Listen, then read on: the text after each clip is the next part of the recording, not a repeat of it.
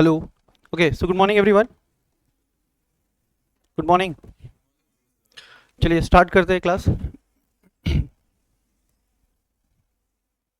तो last class में हम लोगों ने पढ़ना स्टार्ट किया था इंडियन कॉन्ट्रैक्ट एक्ट 1872, है ना. तो क्या कुछ चीज़ें पढ़ी थी हम लोगों ने. तो लास्ट लेक्चर्स में हम लोगों ने पढ़ा रहेगा बैकग्राउंड ऑफ दिस एक्ट, है ना. हम लोगों ने पढ़ा था Indian contract act governs the provisions relating to law of contract. This act was introduced by the Britishers. Although this act was introduced by the Britishers, it was passed in the Indian Parliament. Then, initially when this act was introduced, it used to contain 266 sections divided into 11 chapters, है ना. and 4 parts थे इसके.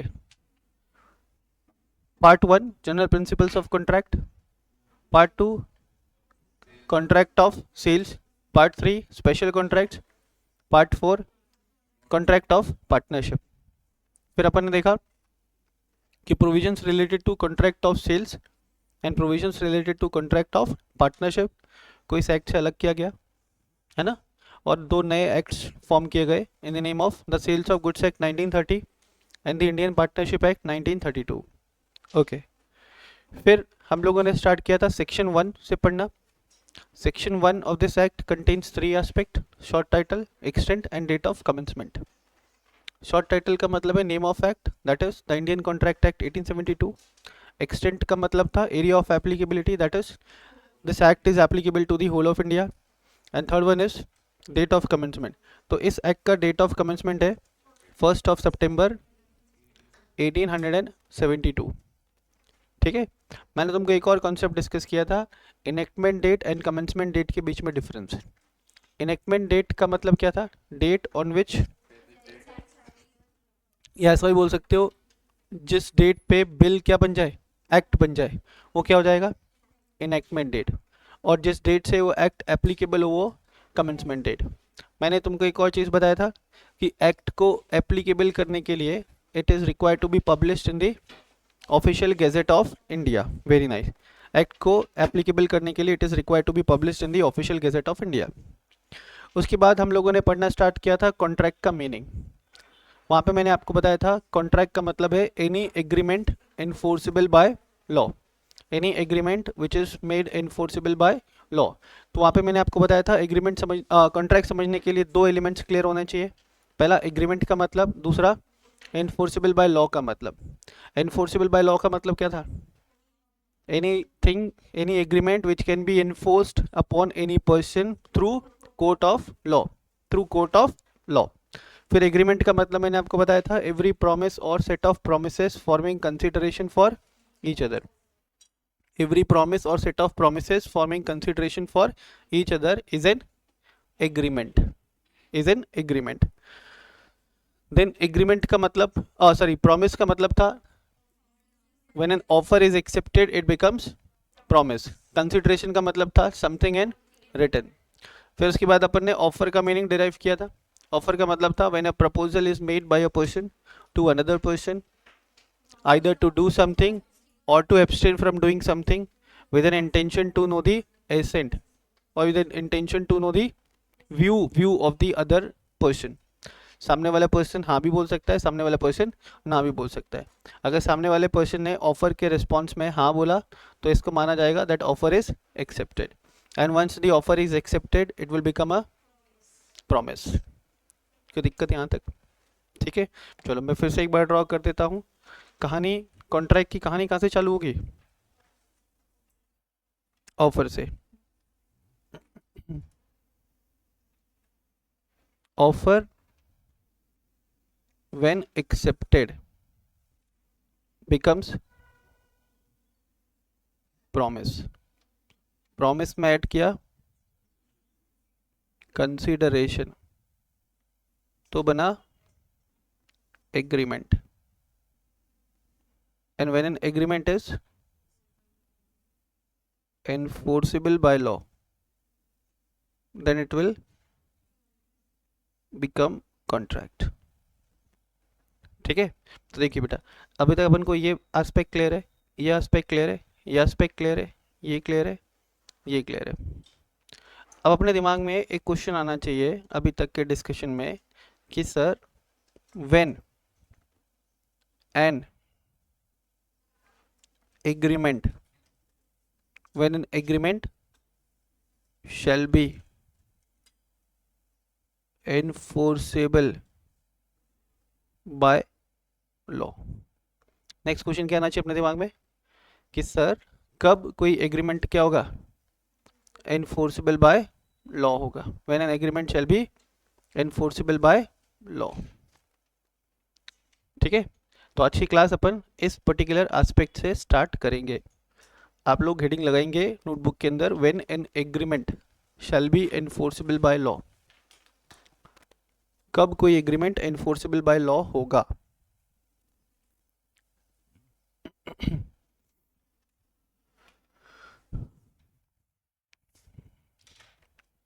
तो देखिए यहां बोला गया an agreement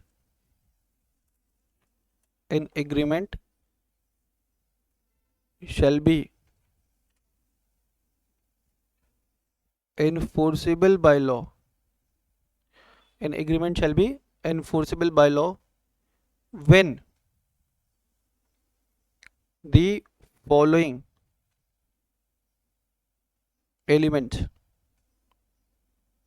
an agreement shall be enforceable by law when the following elements are present in the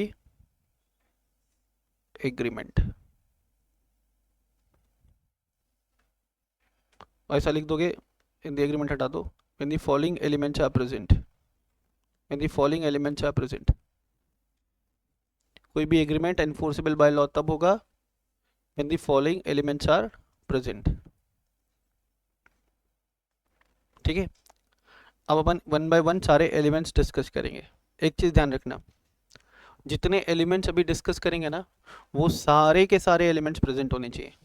उनमें से अगर कोई एक एलिमेंट भी मिसिंग है, बोलो ऐसा, उनमें से कोई एक एलिमेंट भी मिसिंग है, कोई एक एलिमेंट भी मिसिंग है, then in such cases such agreements shall not be enforceable by law. Agreement enforceable by law कब होगा, जब सारे के सारे एलिमेंट्स प्रेजेंट होंगे। कौन से एलिमेंट्स, जो हम लोग अभी डिस्कस करने जा रहे हैं। Is it clear. चलिए, तो एलिमेंट्स में जो फर्स्ट एलिमेंट है वो है आपका there must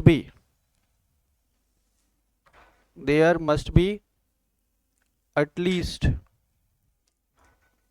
2 or more persons।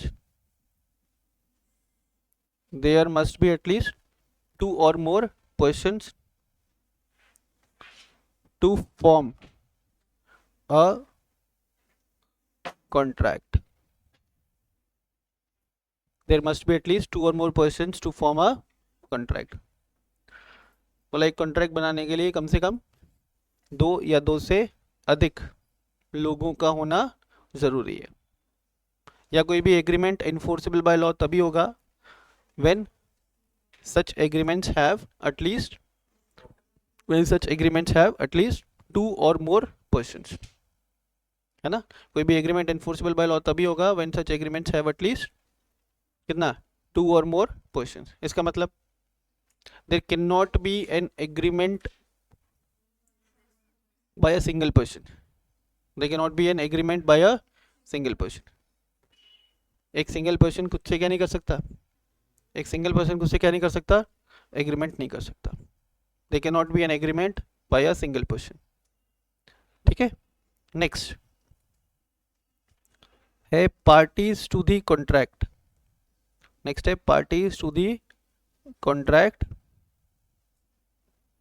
Must have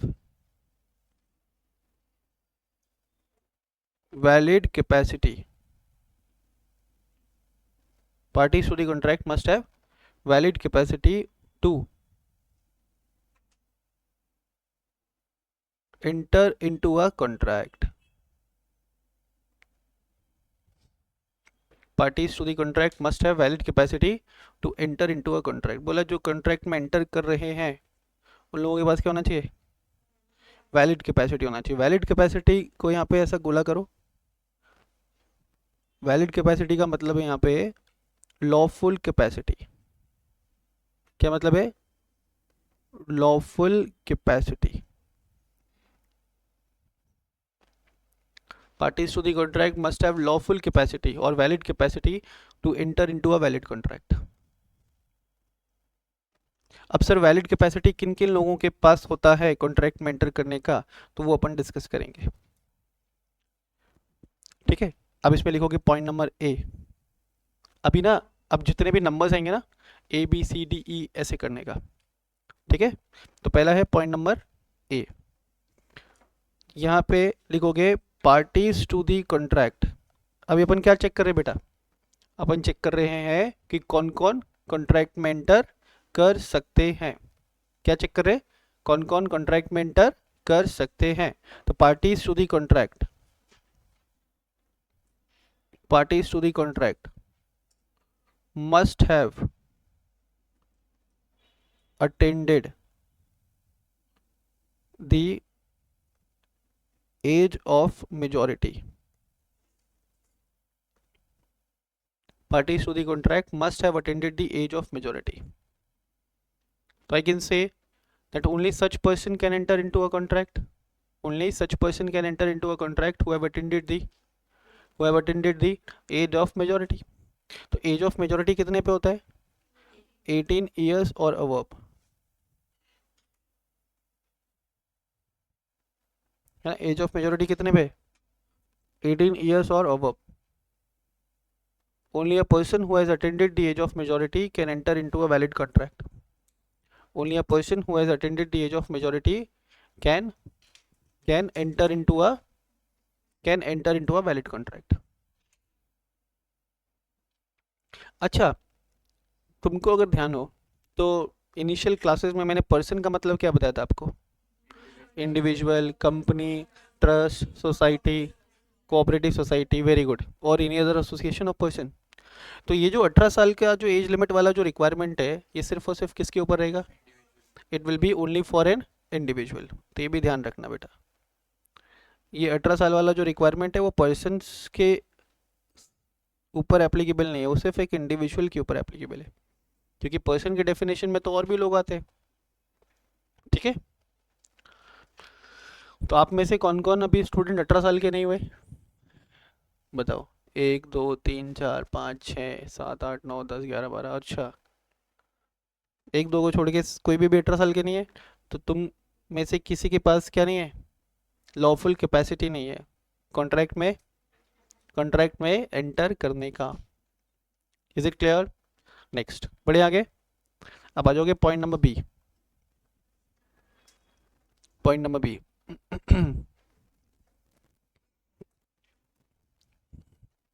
लिखो, parties to the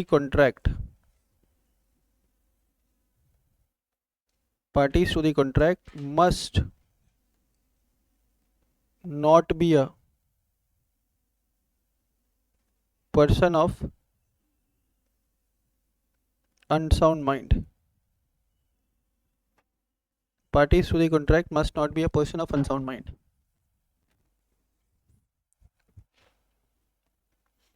ठीक है, parties to the contract must not be a person of unsound mind. अब यहाँ पे थोड़ा डिस्कशन रिक्वायर्ड है। तुम लोगों ने सुना है पहले पर्सन ऑफ अनसाउंड माइंड, तुम लोगों ने ज़रूर सुना होगा पार्टनरशिप एक्ट या पार्टनरशिप अकाउंट, जब तुम लोगों ने 12th में पढ़ा होगा, वहाँ पे तुम लोगों ने पढ़ा होगा कि जो पार्टनर है वो अनसाउंड माइंड का नहीं होना चाहिए।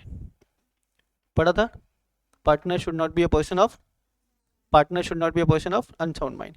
The question arises, unsound mind का पर्सन होता कौन है sir, who is a person of unsound mind.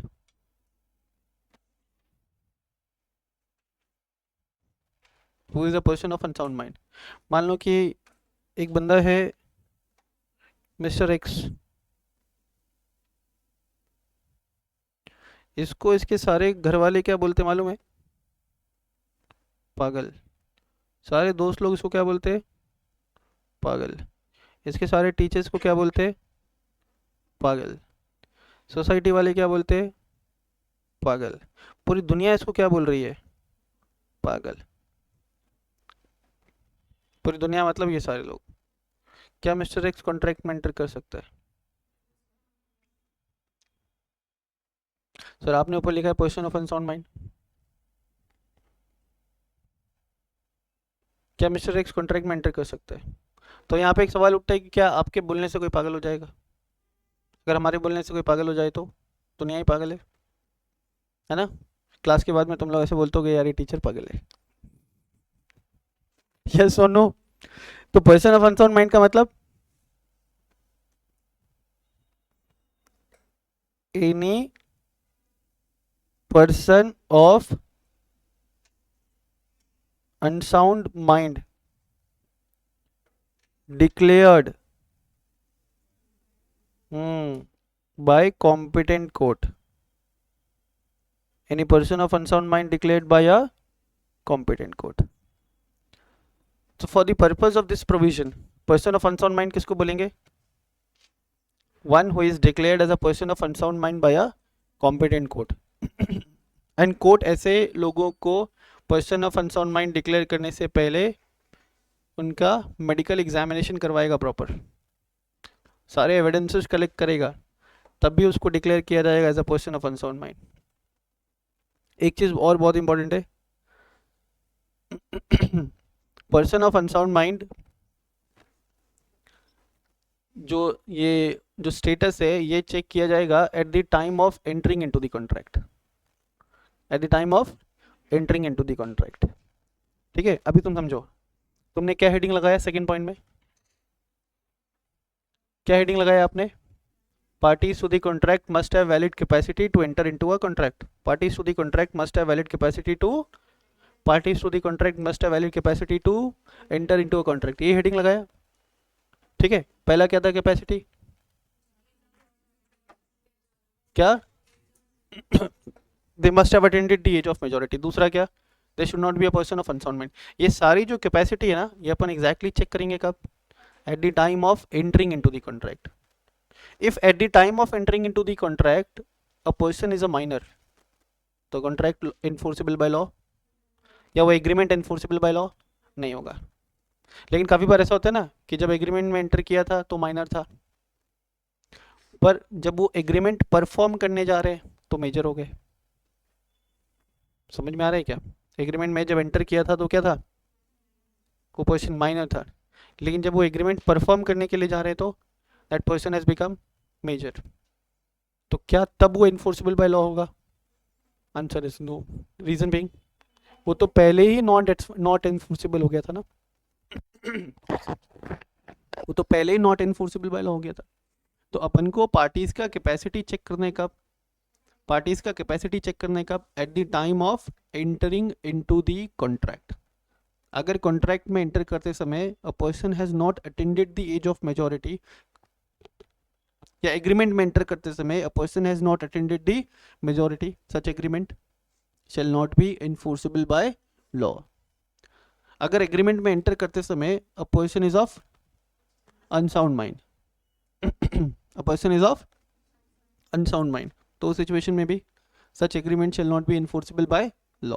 क्या यहाँ तक की कहानी क्लियर है? अब इसके ऊपर फर्दर डिस्कशन हो सकता है।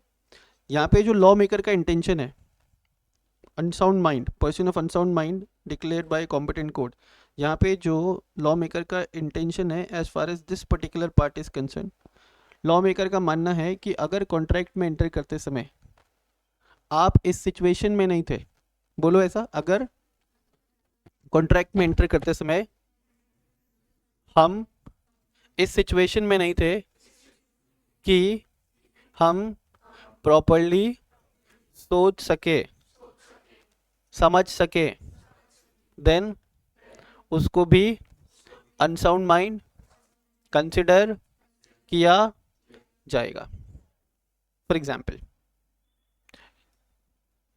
एक बंदा है क्लास में यशमीत, ठीक है, उसका एक बहुत क्लोज फ्रेंड है लविश। आज क्या तारीख है? मान लो यशमीत ने अभी 20 ईयर्स ओल्ड हो गया है, आज क्या तारीख है, 5 अप्रैल 2025। शाम को यशमीत किसी जगह पे जाता है और बहुत सारा कुछ पी करके आ जाता है, ठीक है, आई नॉट मेंशन द नेम, कहीं जाता है और बहुत सारा कुछ पी करके आ जाता है, और बहुत सारा कुछ पी करके वो लविश को फोन करता है, ठीक है, बार बार रिपीट करता है, क्या तू मेरा, यस भाई है, ठीक है, मेरी सारी प्रॉपर्टीज जा आज से तेरे नाम, ऐसा एक डॉक्यूमेंट भी लेकर के घूम रहा है, कौन, लविश, नशे में, पता नहीं चल रहा है क्या करना है, ठीक है, अपने घर के पेपर्स लेकर के घूम रहा है, घर भी मान लो इसी के नाम पे, जैसे ही 18 साल का कंप्लीट हुआ था पिताजी ने सारी प्रॉपर्टीज के नाम पे ट्रांसफर कर दी, और इसने नशा करके सारी प्रॉपर्टीज किसके ट्रांसफर कर दी, लविश को। तो क्या यहाँ पे एग्रीमेंट एनफोर्सेबल बाय लॉ होगा, यहाँ पे माना जाएगा that Yashmeet eight the time of entering into the contract was not in the capacity, Yashmeet बोलो, Yashmeet at the time of entering into the contract was not in the capacity to think properly। तो दूसरा case जो अपन cover कर सकते हैं वो है person acting under the influence of alcohol और drugs shall also be considered as person of unsound mind। तो लिख लीजिए सेकेंड पॉइंट जी, अभी आऊंगा डिप्रेशन एंजाइटी में भी आता हूं। एनी पर्सन, एक्चुअली ये जो एक्ट आया था, एक्ट कब आया था, 1872 में, वो टाइम पे डिप्रेशन एंड एंजाइटी करके कोई टर्म नहीं होता होगा, वो जमाने में लोगों को डिप्रेशन नहीं होता होगा, डिप्रेशन ये तुम लोगों के जनरेशन में भी हो रहा है लोगों को, ठीक है, मैंने भी अभी ये कोविड के बाद ही ये वर्ड सुना है, डिप्रेशन, क्या, अरे कोई चेंजेस नहीं आए, लिखो एनी पर्सन एक्टिंग, उसको कुछ और तरीके से कवर करवाऊंगा, रुको अभी देखो, acting under the, a person acting under the influence of alcohol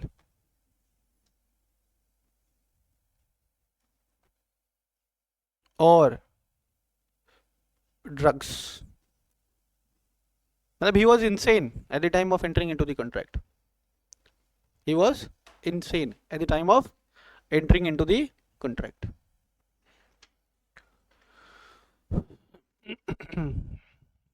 ठीक है, अब तीसरा केस देखिए, अ person who is in grief, grief का मतलब समझते हो, दुखी है बहुत, या person who is very sad, ठीक है, जिसको अभी बच्चे ने बोला था डिप्रेशन एंड एंजाइटी, तो बोल सकते हैं अपन पर्सन इज इन ग्रीफ और पर्सन इज वेरी सैड। तो जब आप बहुत दुखी होते हैं ना, वो टाइम पे भी you are not in this situation to think properly, तभी तो आप गालियां देते हो दूसरों को, ठीक है, जब आप बहुत दुखी होते हो ना, you are not in this situation to think properly, तभी आप चिल्लाते हो, जोर जोर से गालियां देते हो, हाँ बहुत कुछ कर दो। तो अ person who is in grief or a person who is sad shall also be considered as person of unsound mind। तो लिखो,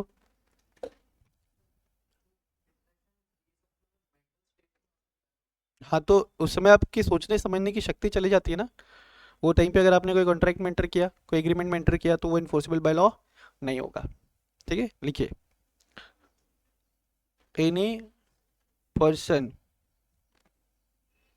who is in grief, any person who is in grief or who any person who is very sad at the time of entering into the contract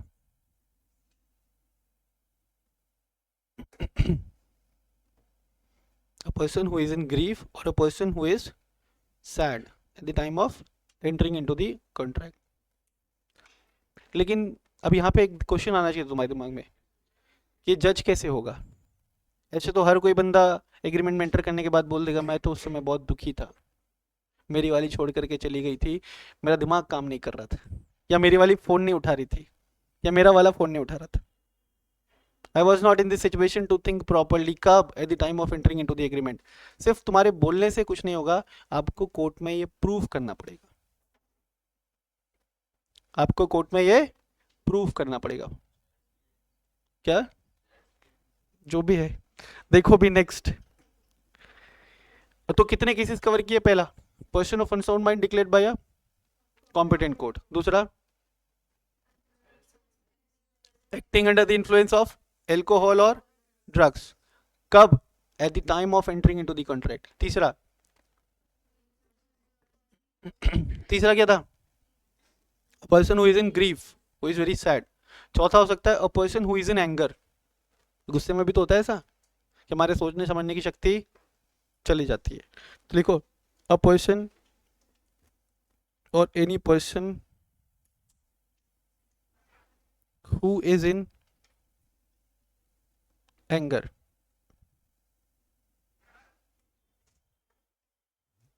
गुस्से में है contract में enter करते समय, ठीक?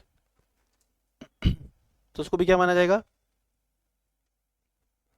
Unsound mind. Actually in तीनों के लिए एक वर्ड यूज किया गया है, वो वर्ड है इनसेन।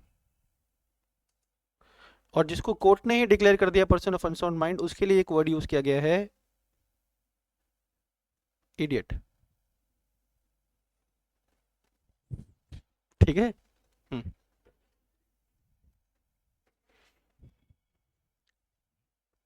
नेक्स्ट, एक और सिचुएशन हो सकता है, समझना। लिखा यहां तक, काफी केसेस में ऐसे डिजीज हो सकती है लोगों को जिसमें they remains normal for a part of the day, they remains normal for a part of the day and becomes abnormal for the other part of the day. जैसे तुम्हारे क्लास का टाइमिंग क्या है? तुम लोगों को भी डिजीज होने वाली है अभी थोड़े दिन में, 8:30 बजे से आज 2:30 बजे तक है। हाँ, जब क्लास का टाइमिंग रहेगा यू विल बिकम एबनॉर्मल, ऐसा आकर के डेड बॉडी जैसे पड़ जाओगे बेंच पे। जैसे ही क्लास खत्म हुई you will get back to your life. Yes. हाँ, तो ऐसी डिजीज हो सकती है under which a person remains normal for a part of the day and becomes abnormal for the left over part of the day. तो वो situation में अगर एग्रीमेंट में एंटर करते समय वो नॉर्मल था तो एग्रीमेंट क्या हो जाएगा? एनफोर्सेबल बाय लॉ हो जाएगा। लेकिन अगर एग्रीमेंट में एंटर करते समय ही वॉज एबनॉर्मल तो agreement shall not be enforceable by law. Is it clear? Write down. लिखो, in case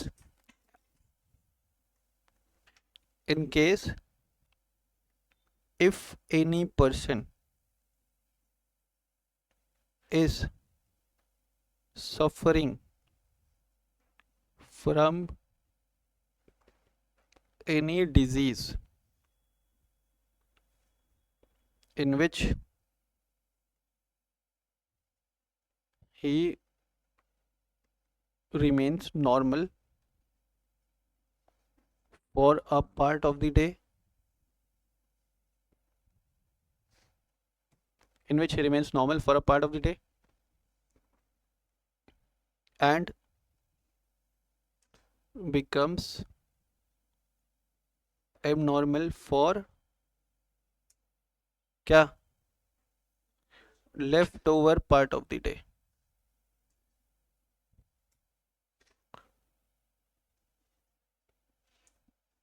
तो दो सिचुएशन हो सकता है यहाँ पे, eight the time of entering into the agreement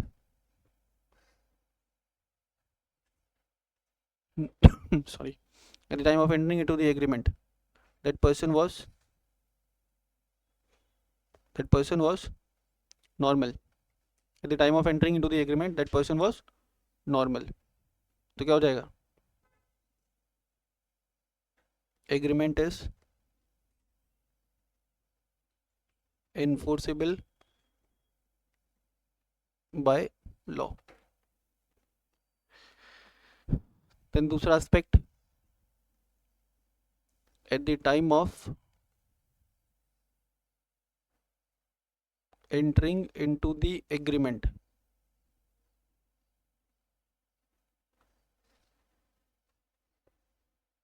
person is abnormal. तो यहाँ पे क्या होगा, agreement is not enforceable by law. Agreement is not enforceable by law.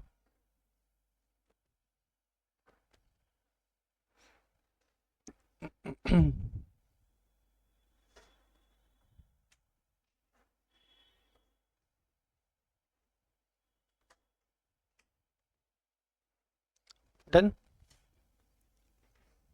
तो ये था सेकंड पॉइंट, या second capacity, person of unsound mind.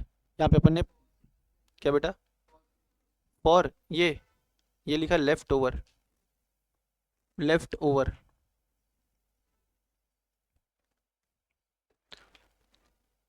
तो वैलिड कैपेसिटी में दूसरा पॉइंट अपन चेक कर रहे, पर्सन ऑफ अनसाउंड माइंड. इसमें फर्दर अपन ने 4 केसेस कवर किए, 5. पहला था person of unsound mind declared by competent court. देखो कोर्ट वर्ड यूज मत करो, कॉम्पिटेंट कोर्ट होना चाहिए. कॉम्पिटेंट कोर्ट और कोर्ट में क्या डिफरेंस हो गया यहाँ पे. कॉम्पिटेंट कोर्ट का मतलब है कि जिस कोर्ट के पास पावर है to declare any person as a person of unsound mind. ठीक है, जब आप लॉ पढ़ रहे हो, लिख रहे हो ना, you need to use your word precisely. ठीक है. दूसरा क्या था, person acting under the influence of alcohol और ड्रग्स. कब, at the time of entering into the contract. तीसरा क्या था, a person who is in grief और हु इज वेरी सैड. कब, at the time of entering into the contract. चौथा क्या था, a person who is in anger. पांचवा, a person who remains normal for a part of the day and becomes abnormal for the other part of the day. In case if such person has entered into the contract when he was normal, तो वो क्या होगा, enforceable.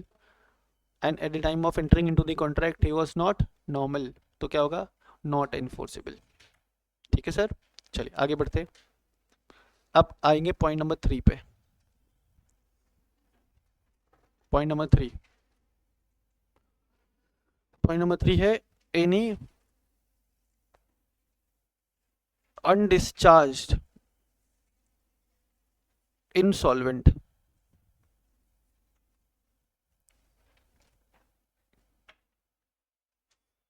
any undischarged insolvent.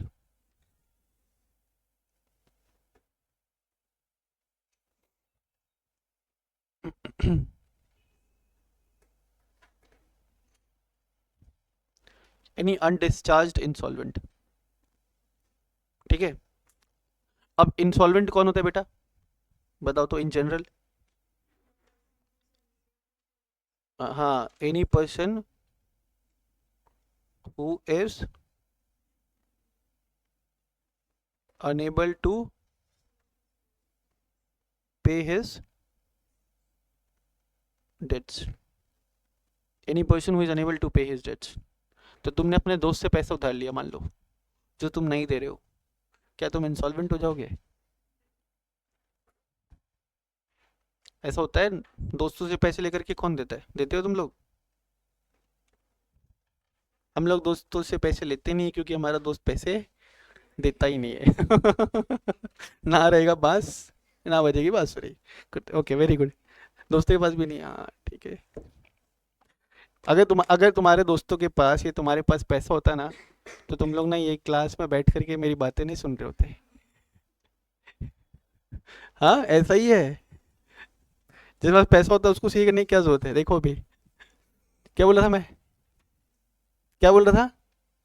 हाँ, undischarged insolvent. Any person, insolvent कौन, any person who is unable to pay his debts. लेकिन ये जज करेगा कोर्ट. किसी पर्सन को इंसॉल्वेंट डिक्लेयर करेगा कॉम्पिटेंट कोर्ट। किसी पर्सन को इंसॉल्वेंट कौन डिक्लेयर करेगा? Competent court. तो लिखेंगे one person, any person who is unable to pay his डेब्ट, अनडिस्चार्ज इंसॉल्वेंट जहाँ लिखा वहाँ पे एक एरो निकालेंगे, निकालो तीर यहाँ से और लिखो declared by competent court, declared by competent court. तुम लोगों ने पहले पूरा पढ़ा हुआ है कॉन्ट्रैक्ट एक्ट, स्पेशल कॉन्ट्रैक्ट्स भी? गुड। क्या? अच्छा, डिक्लेयर्ड बाय कॉम्पिटेंट कोर्ट। अच्छा एक चीज समझना, यहाँ पे ना एक वर्ड मैंने यूज किया है अनडिस्चार्ज्ड। तुम लोग एग्जाम में लिख के आओगे any insolvent is not eligible to enter into a contract. Sir ने क्या लिखवाया था क्लास के अंदर? अनडिस्चार्ज। तो दोनों वर्ड में डिफरेंस है। अभी कौन से साल में अपन जी रहे? 2025। मान लो कि 2021 में ना मुझे कोर्ट ने इंसॉल्वेंट डिक्लेयर कर दिया था। मान लो कि 2021 में कोर्ट ने मुझे इंसॉल्वेंट डिक्लेयर कर दिया, तो जब तक मैं अपने सारे डेट्स का पेमेंट नहीं कर देता, जब तक मैं अपने सारे डेट्स का पेमेंट नहीं कर देता, मैं कौन हूं? अनडिस्चार्ज्ड इंसॉल्वेंट। 2021 में मुझे कोर्ट ने डिक्लेयर किया था इंसॉल्वेंट, एंड 2024 के 15 दिसंबर तक I have made all my payments. तो एज ऑफ नाउ मेरा स्टेटस क्या है? एज ऑफ नाउ मेरा स्टेटस क्या है? क्या मैं इंसॉल्वेंट हूँ आज के डेट में? No sir. क्या मैं कॉन्ट्रैक्ट में एंटर कर सकता हूँ? कर सकता हूँ। मेरी बात समझ में आ रही क्या? तो इंसॉल्वेंट डिक्लेयर किया हो किसने? कोर्ट ने, है ना? And after declaring a person as an insolvent by a competent court, if such person has still not made the payment, so till the time he is not making the payment, he will be considered as, or he shall be considered as undischarged insolvent. And any person who is an undischarged insolvent cannot enter into a valid contract. Is it clear? ठीक है, तो आप लोग exam के अंदर insolvent नहीं word use करोगे, आप लोग क्या वर्ड यूज करोगे? Undischarged insolvent. बस आप ध्यान रखना, लॉ लिखते समय ना थोड़ा सा अपन को वर्ड्स को प्रिसाइजली लिखना पड़ता है, पढ़ना पड़ता है। ठीक है, जनरल इंग्लिश से थोड़ा सा डिफर करता है। नॉर्मली बच्चों को फाउंडेशन में दिक्कत इसलिए आता है लॉ लिखने में, क्योंकि 12th तक वो सिर्फ जनरल इंग्लिश पढ़ करके आ रहा है, लिख करके आ रहा है। There should be change in approach while writing answers in law. Is it clear? ठीक है, शब्दों का ही खेल है पूरा। हाँ, तीसरा कैपेसिटी हो गया, चौथा आ जाओ। चौथा अपन क्या चेक कर रहे हैं? लीगल कैपेसिटी, है ना? अपन क्या पढ़ रहे हैं? Legal capacity. पहला क्या था? Person must have attended the age of majority. दूसरा क्या था? Person must not be a person of unsound mind. तीसरा, he should not be an undischarged insolvent declared by competent court. ठीक है, नेक्स्ट लिखिए, एन एनिमी।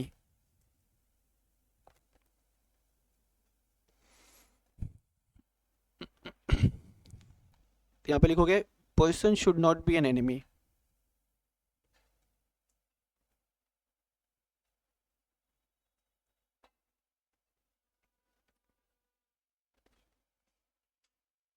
बोला गया जिनके साथ अपन कॉन्ट्रैक्ट में एंटर कर रहे हैं, that person should not be an enemy.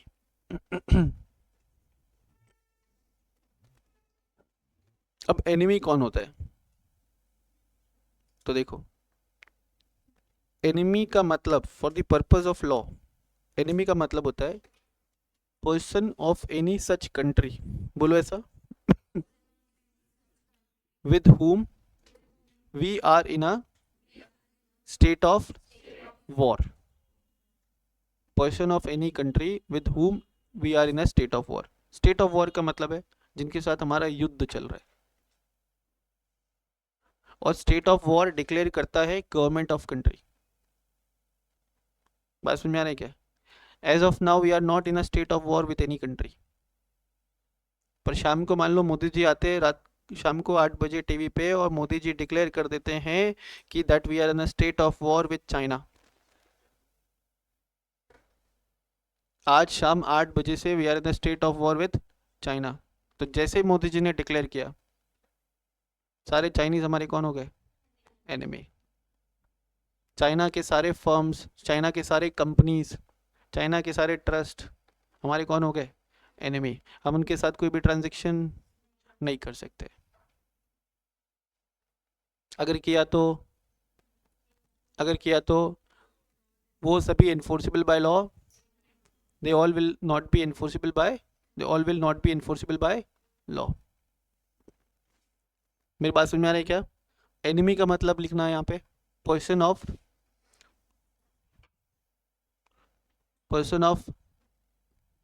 A country, with whom we are in a state of war.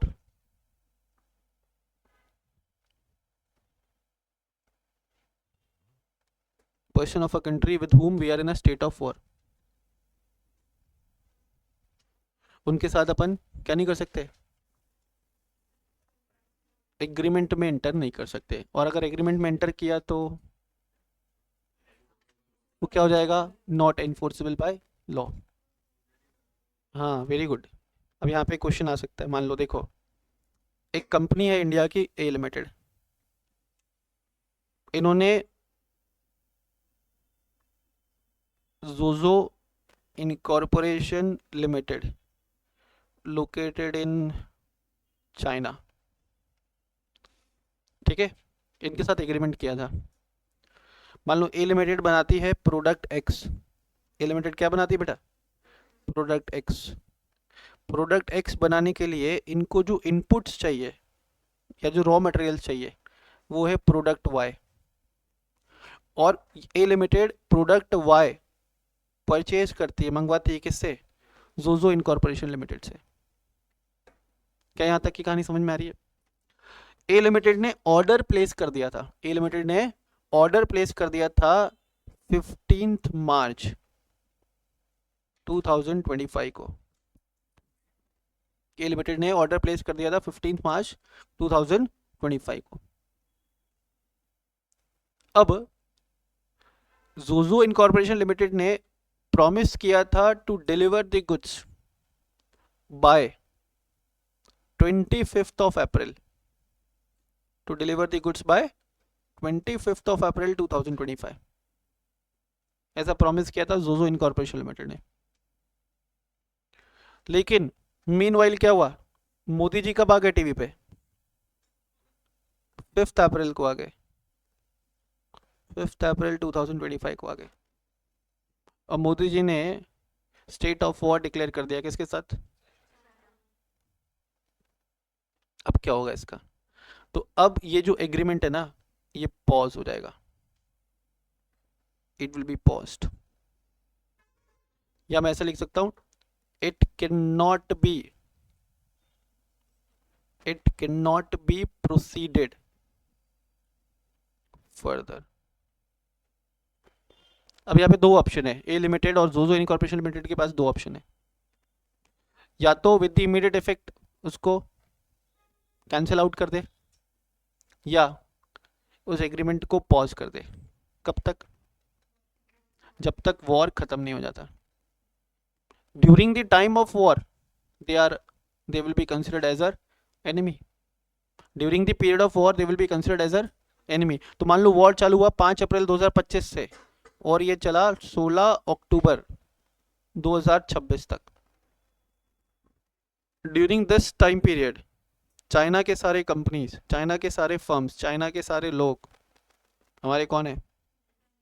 Enemy.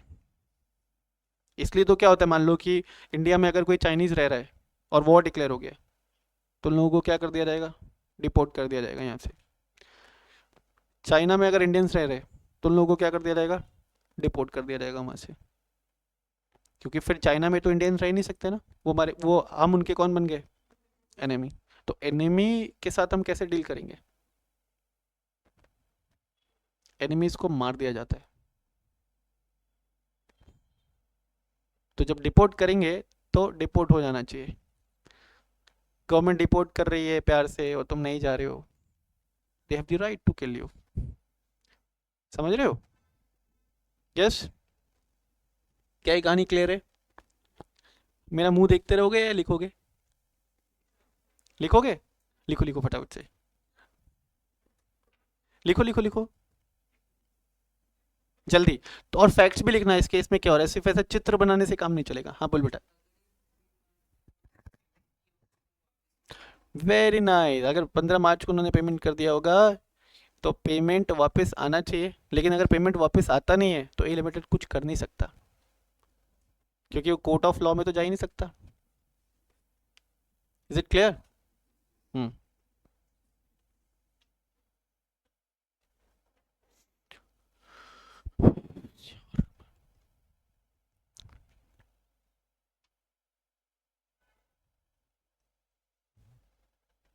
तो ऐसे ही देखो, बिजनेस हाउसेज ऐसे नहीं चलती। अगर मान लो 15 मार्च को आप एग्रीमेंट कर रहे हो और 5 अप्रैल को स्टेट ऑफ वॉर डिक्लेयर हो रहा है, तो 10 दिन 15 दिन पहले वैसे भी टेंशन्स तो रहेगा ना दोनों कंट्रीज के बीच में।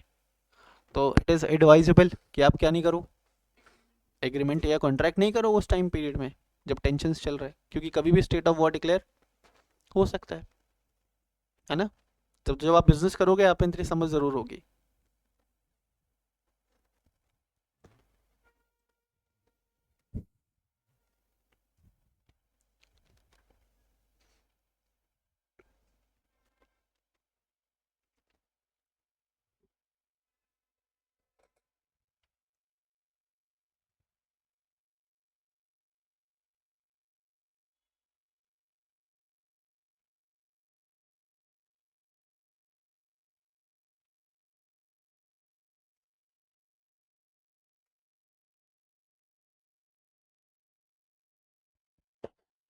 डन।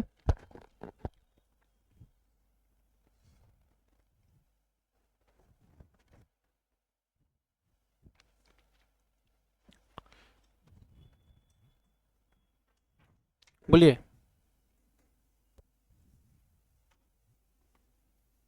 एक नोट लिख लेना यहाँ पे।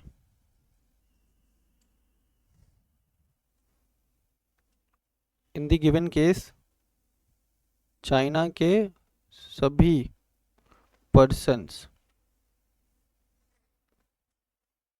हमारे कौन हो गए? हमारे एनिमी होंगे। They will be considered as our enemy. Persons का मतलब यहाँ पे फिर सब आ गया, वो इंडिविजुअल भी आ गया, फर्म भी आ गया, कंपनी भी आ गया, ट्रस्ट भी आ गया, सोसाइटी भी आ गया।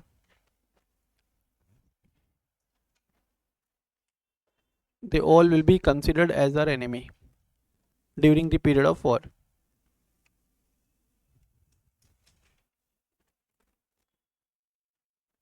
They all will be considered as our enemy during the period of war. Clear?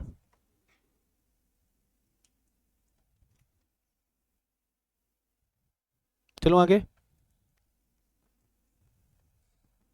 देखिए। नेक्स्ट देखिए।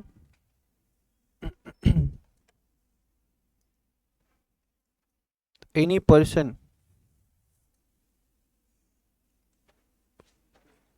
हाँ बेटा, कैपेसिटी में next, any person disqualified by any court और tribunal. Any person disqualified by any court और tribunal. Tribunal, TRIBUNAL।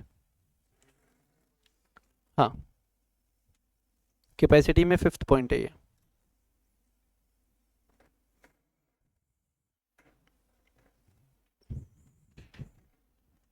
Any person disqualified by any court और tribunal. तो ऐसा कोई पर्सन जिसको कोर्ट ने डिस्क्वालीफाई कर दिया है। कोर्ट डिस्क्वालीफाई कब करता है? तो मान लो तुम लोगों ने कभी पुलिस स्टेशन गए हो क्या, तुम में से कोई गए हो? ओके। तो जब तुम पुलिस स्टेशन जाते हो ना, तो फ्रंट साइड पे ना एक नोटिस बोर्ड लगा रहता है, और नोटिस बोर्ड के पास 2-3 बोर्ड्स और लगे रहते हैं। उन बोर्ड्स पे ना हिस्ट्री शीटर्स के वो रहती है फोटोज, उस लोकल एरिया के हिस्ट्री शीटर। हिस्ट्री शीटर्स कौन होते हैं? जो बार बार कोई क्राइम कमिट करते हैं, कोई ऑफेंस क्राइम कमिट करते हैं, और जो बार बार जेल का चक्कर काटते हैं, बदमाश उस लोकल एरिया के, हिस्ट्री शीटर्स। अभी कभी जाओ तो ये ऑब्जर्व करना, ये सारे तुम्हारी फोटो नहीं आई बस इस पे, ठीक है? ये क्या है? हिस्ट्री शीटर्स की लिस्ट। ये खतरनाक प्रवृत्ति के लोग हैं, ये लोग खतरनाक प्रवृत्ति के लोग हैं। इन लोगों को कोर्ट ने डिस्क्वालीफाई कर दिया है, ठीक है, कॉन्ट्रैक्ट में एंटर करने से। या ऐसा कोई बंदा जिसने पास्ट में कोई बहुत बड़ा स्कैम किया, या जिसने पास्ट में कोई बहुत बड़ा क्राइम किया हो, ठीक है, क्राइम किया हो या स्कैम किया हो, तो ऐसे लोगों को भी कोर्ट क्या कर देता है? डिस्क्वालीफाई कर देता है। क्यों डिस्क्वालीफाई कर देता है? So as to protect the interest of the other party. मान लो कि मैं एक हिस्ट्री शीटर के साथ एग्रीमेंट में एंटर करता हूँ और एग्रीमेंट परफॉर्म नहीं करता हूँ, तो मेरे को चाकू मार के चला गया। तो in order to protect my interest, in order to protect my interest, court क्या कर रहा है? ऐसे लोगों को डिस्क्वालीफाई कर रहा है। हाँ, कुछ टाइम के लिए भी हो सकता है और परमानेंट बेसिस पे भी हो सकता है।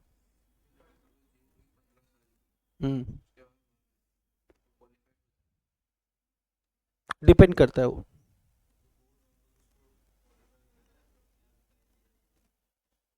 नहीं, अभी मैं बता रहा हूँ ना, देखो अगर आप कोई ऐसा ऑफेंस कमिट करते हो जिसमें आपको 7 ईयर्स या उससे ज़्यादा का जेल होता है, 7 ईयर्स या उससे ज़्यादा का जेल होता है, तो नॉर्मली वो मर्डर केसेस और इन सब में होता है, तो वहाँ पे हो सकता है कि डिस्क्वालिफिकेशन आजीवन हो जाए, ठीक है? तो भी अब वो इम्प्रिजनमेंट का टेन्योर तो चल ही रहा है ना। कर सकते हैं अपील, अगर अपील आपने फाइल किया है और अपील आपके फेवर में आया है तो डिस्क्वालिफिकेशन हट जाएगा, ठीक है? तो बड़े बड़े जो स्कैमर्स है, फ्रॉडस्टर्स है, या जो बड़े बड़े गुंडे गुंडे, उनको कोर्ट क्या कर सकता है? डिस्क्वालीफाई कर सकता है from entering into any agreement, ठीक है? नेक्स्ट,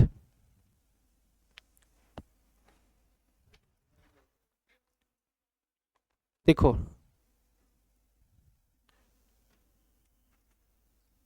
कोर्ट होता है जुडिशियल बॉडी, पर सारे मैटर कोर्ट खुद से नहीं निपटा सकता, तो उनको असिस्ट करते हैं क्वाजी जुडिशियल बॉडीज,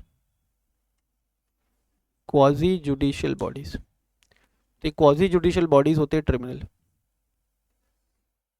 ठीक है? जैसे भी तुम लोग कंपनीज एक्ट पढ़ोगे, इंट्रोडक्शन में पढ़ाऊंगा तो वहाँ पे स्ट्रक्चर में पढ़ाऊंगा, तो कंपनी एक्ट से रिलेटेड अगर कोई डिस्प्यूट अराइज हुआ, कंपनीज एक्ट से रिलेटेड कोई डिस्प्यूट अराइज हुआ, तो डिस्प्यूट रेफर किया जाता है ट्रिब्यूनल में, rather than referring it to the court, because courts in India are already overburdened with so many cases. अब कंपनी से रिलेटेड मैटर्स भी अगर कोर्ट के पास जाने लग गए तो it may take years and years to resolve, तो और जब तक वो केस रिजॉल्व नहीं हो जाता तब तक वो कंपनी बिजनेस करे कि कोर्ट के चक्कर काटे। तो in order to speed up the judicial process, various tribunals has been constituted. इनका काम कोर्ट के जैसा ही है, लेकिन ये एक स्पेसिफिक एरिया में ही डील करेंगे। जैसे कंपनी लॉ में आप पढ़ोगे नेशनल कंपनी लॉ ट्रिब्यूनल, तो नेशनल कंपनी लॉ ट्रिब्यूनल के पास पावर है to adjudicate any matter related to companies dispute. समझ में आ रहा है क्या? Okay, person disqualified by law हो गया, फिर लिखो एनी कन्विक्टेड पर्सन। हाँ, एनी कन्विक्टेड पर्सन, कन्विक्टेड का मतलब होता है दोषी,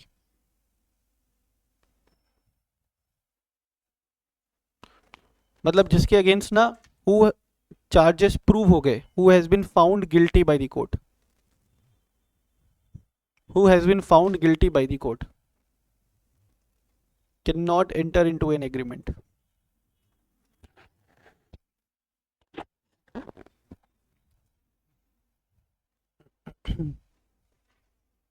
ठीक है, any person who has been, ऐसा लिख लो, any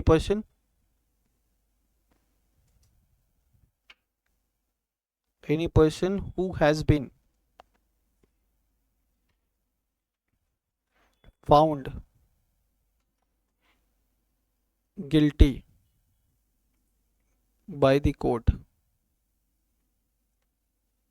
cannot enter into an agreement. Any person who has been found guilty by the court cannot enter into an agreement. अभी बता रहा हूँ ना, ठीक है। मान लो फॉर एग्जाम्पल, क्या नाम है तुम्हारा? दानिश। दानिश ना बार बार मेरे से क्वेश्चनिंग कर रहा है, तो मेरे को दानिश पे बहुत गुस्सा आ रहा है, ठीक है। क्लास के बाद में मैं दानिश को ऑफिस में बुलाता हूँ, ऑफिस टेबल पे एक बॉटल पड़ी है मेरे पास, वो बॉटल मैं उठाता हूँ और दानिश के सर पे दे मारता हूँ। ना रहेगा दानिश, ना होंगे क्वेश्चंस, ठीक है। देखो अभी दानिश जमीन पे पड़ा है, पूरा ब्लड ब्लड ब्लड ब्लड है, खेल खत्म है, ब्लड। अरे भाई पास में तो है ही, यहाँ मतलब दूर तक फैला, ये ले, पूरा ब्लड ब्लड ब्लड हो गया, ऐसे ही है। देखो तो अभी पुलिस आकर के अरेस्ट करेगी मुझे। मान लो पुलिस ने मुझे अरेस्ट कर लिया 5 अप्रैल 2025 को, ठीक है। कोर्ट में पेश किया गया। अब ना ट्रायल्स पे ट्रायल्स चल रहे, तारीख पे तारीख, है ना।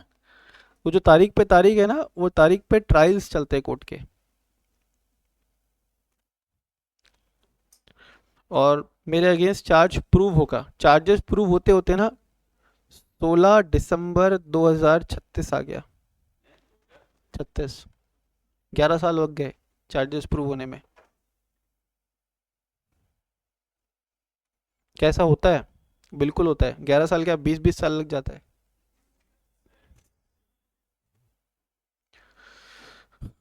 During this time period whether I am convicted, क्या इस टाइम पीरियड के दौरान मैं कन्विक्टेड हूँ? Answer is no. कन्विक्टेड मैं कब हूँ? 16 दिसंबर 2036 को। तो जिस दिन कोर्ट ने मुझे गिल्टी माना, उस दिन I will be declared as convicted. On that particular day I will be I will be considered as convicted. और वहां से फिर मेरे को डिस्क्वालिफिकेशन अट्रैक्ट करेगा from entering into any agreement इस टाइम पीरियड के दौरान। तो मैंने देखा ना, अभी ये तो बहुत छोटी सी चीज़ है। अभी इलेक्शंस में बहुत सारे नेता लोग ऐसे होते हैं जिनके ऊपर दुनिया भर के चार्जेस है, और इलेक्शन लड़ रहे और जीत भी रहे, पोस्ट भी संभाल रहे, केसेस चल रहे उनके अगेंस्ट, केसेस चल रहे, charges are yet to be proved.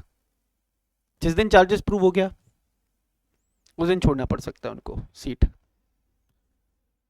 Because they are not convicted. एक टर्म आता है अंडर ट्रायल्स, ठीक है। देखो तुम लोग ना, ये मूवी है इसके ऊपर, ऐसा नोट कर लो। कल संडे, कल तुम्हारी शायद क्लास नहीं होगी, प्लीज वॉच दिस मूवी। शायद, क्या कह रहे हो? शायद मतलब इट इज नॉट फिक्स कि कल क्लास नहीं होगी, हो भी सकती है। क्या बोल रहे हो? तो कैसे होगा? तुम्हारा सिलेबस ही नहीं होगा। अभी हो सकता है कि कल कल वाले संडे को क्लास नहीं हो, लेकिन नेक्स्ट संडे को तो होगी। We will keep your classes on Sunday also. क्या? नेक्स्ट संडे देखा जाएगा।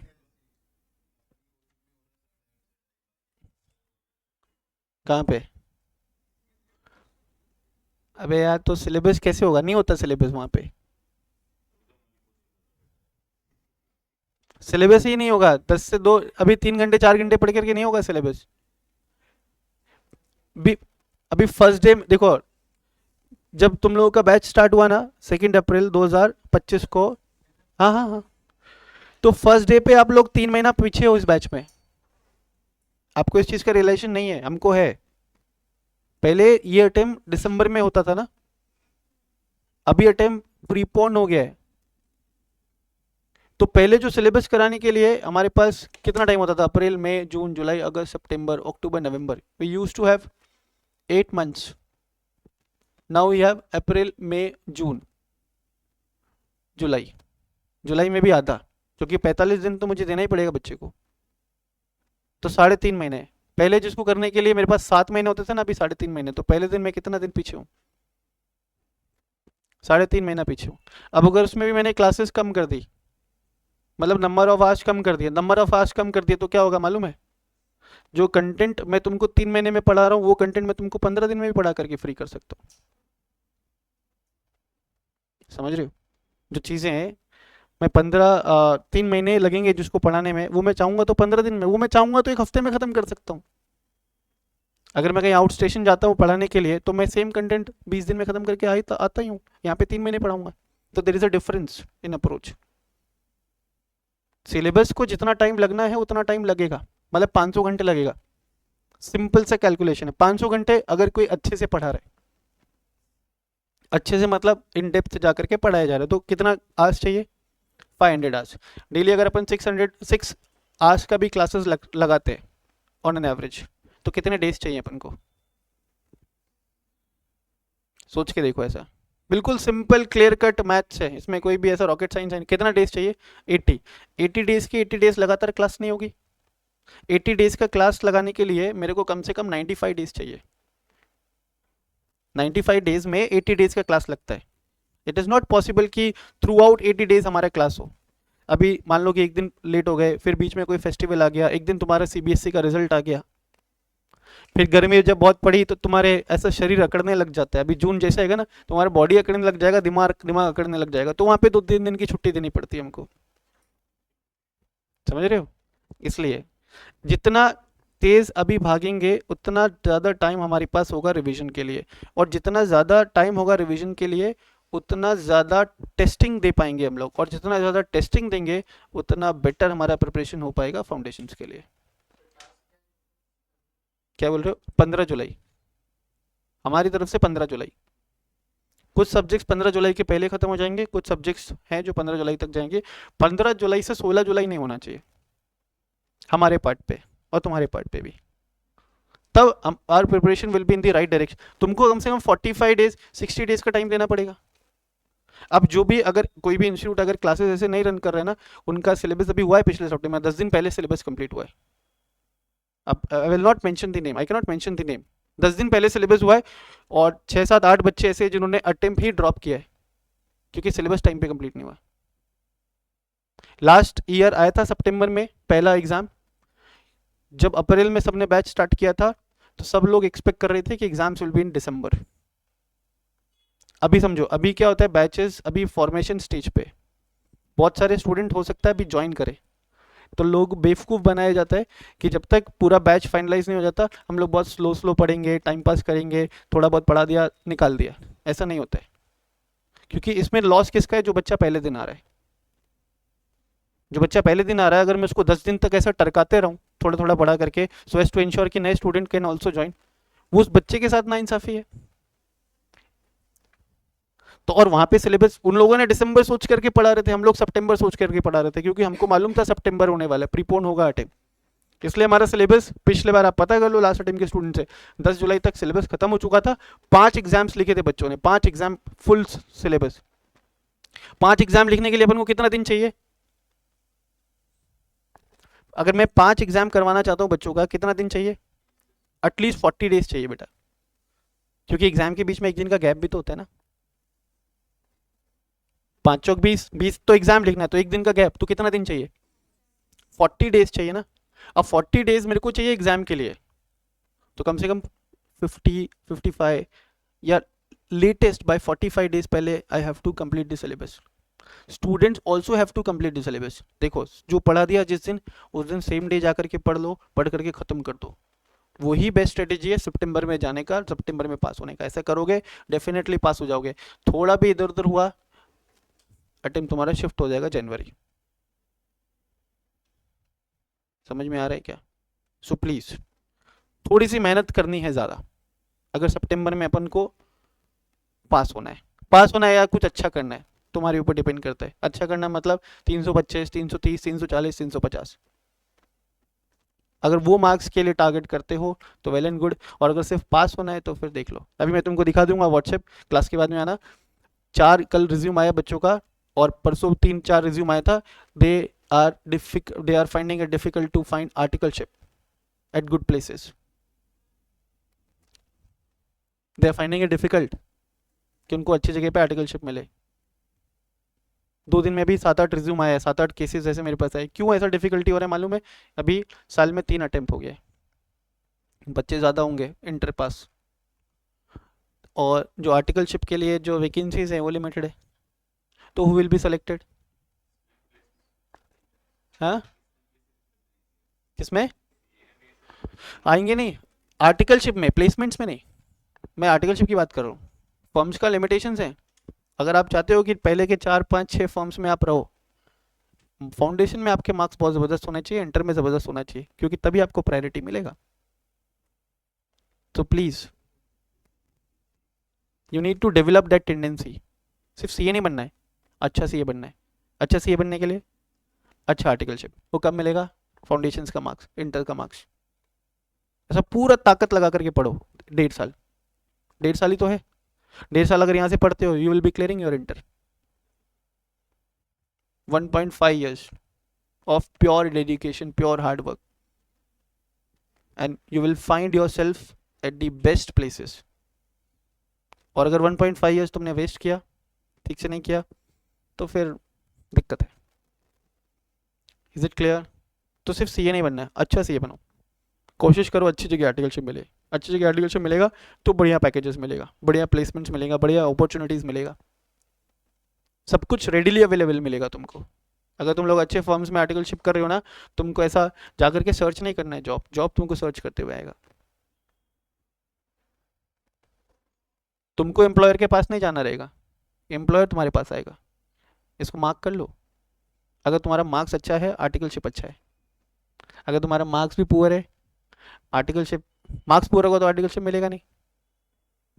तो केस में आपको सर्च करना पड़ेगा जॉब के लिए। वो केस में भी जॉब तो मिलता ही है, but you need to search for the same. Is it clear? So please, हाँ, अब आ जाते हैं टॉपिक पे। क्या डिस्कस कर रहे थे? क्या था? Any person convicted. तो ये हो गया कैपेसिटी। कैपेसिटी में 5 पॉइंट्स अपन ने देखे। पहला, person must have attended the age of majority. दूसरा, person must not be a person of unsound mind. तीसरा,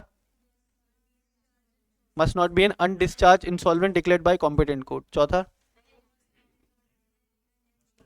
एनिमी। ओके, पांचवा, डिस्क्वालिफाइड बाय लॉ। छठा, कन्विक्टेड। ठीक है, चलो, तो ये 2 एलिमेंट्स हो गए खत्म। पार्टी का कैपेसिटी हो गया खत्म। Now moving on to the third element. अपन लोग एलिमेंट्स पढ़ रहे थे ना।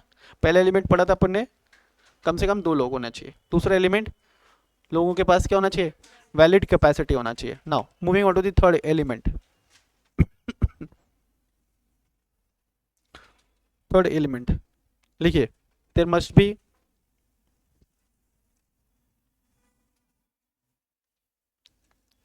बी lawful object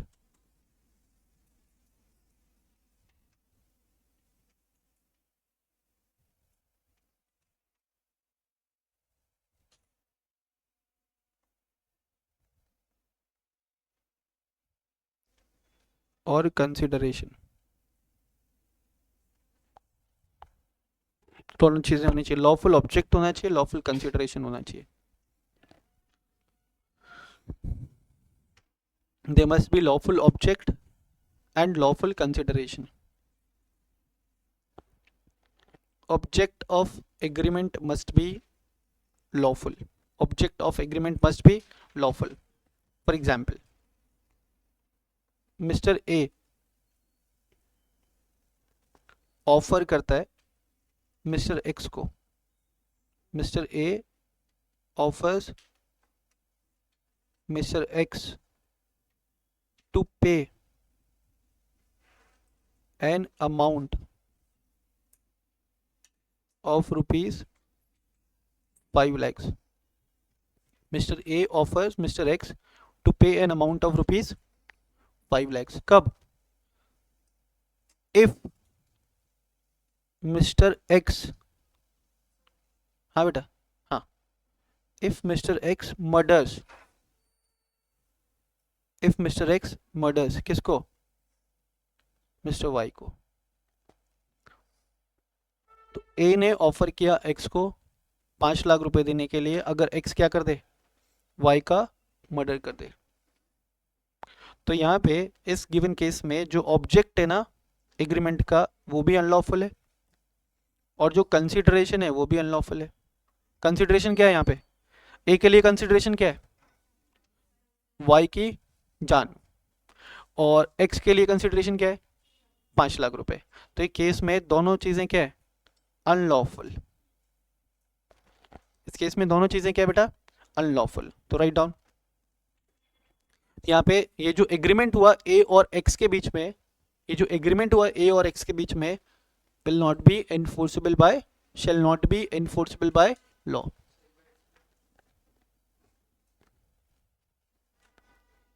अरे क्या ये टेप रिकॉर्डर बजा रहा हो क्या? बाद में बैकअप देख लेना. ठीक है. They must be lawful object or consideration.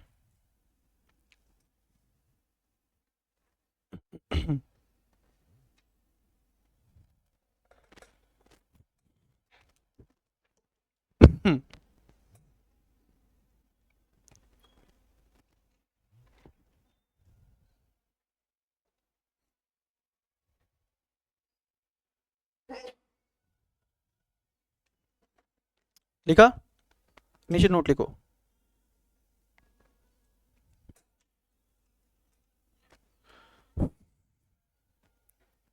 There must be a lawful consideration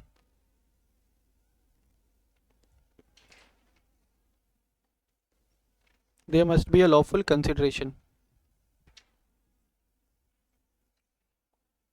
to enter into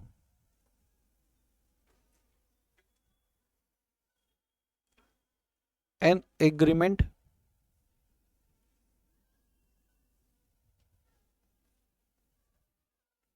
enforceable by law.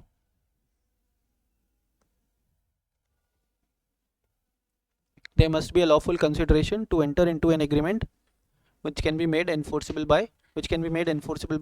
law. ठीक है. लॉफुल कंसिडरेशन का होना बहुत जरूरी है. लॉफुल कंसिडरेशन का होना बहुत जरूरी है. और यहाँ पे एक और चीज लिख सकते हो. There cannot be a contract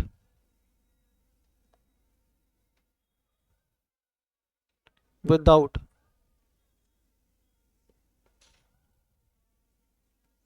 consideration.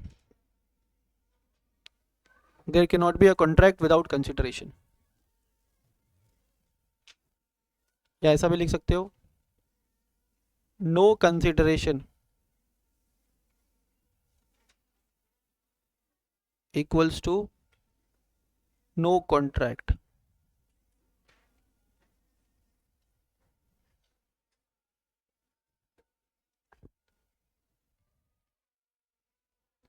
No consideration equals to no contract. फिर यहाँ पे एरो निकाल करके लिखो. However, there are certain exception to the above rule.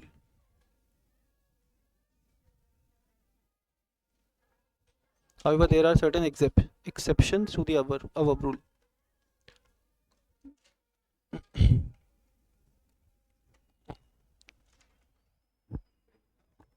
Rules.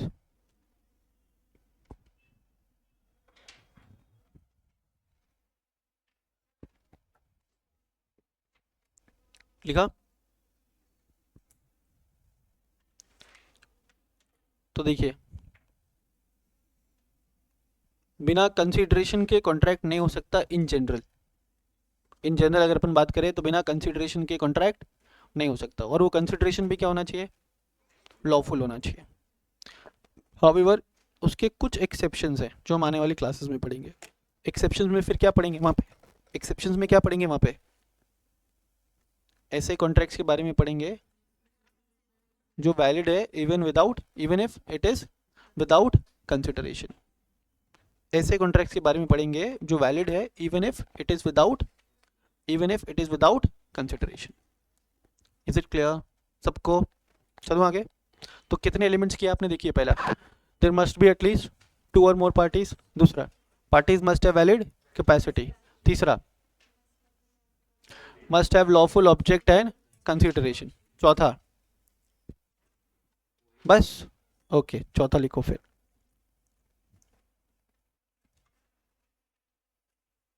There must be free consent of parties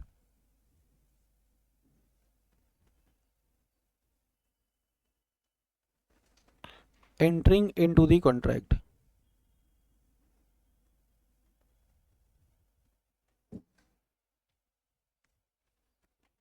There must be free consent of parties entering into the contract.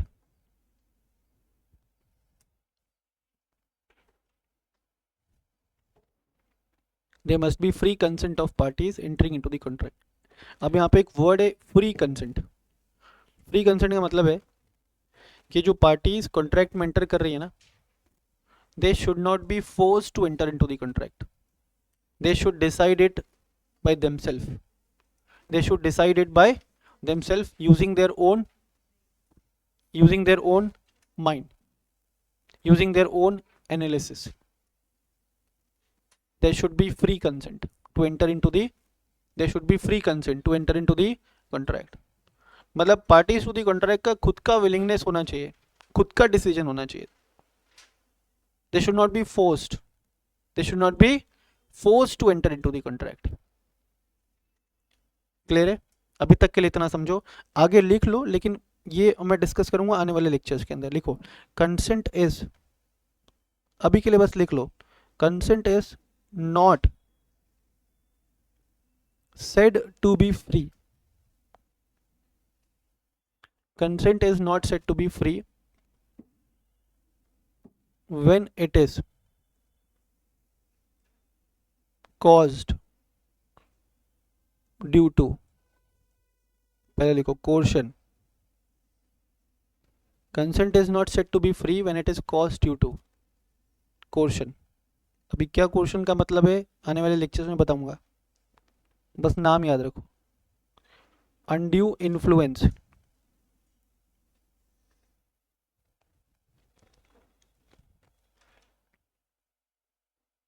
misrepresentation,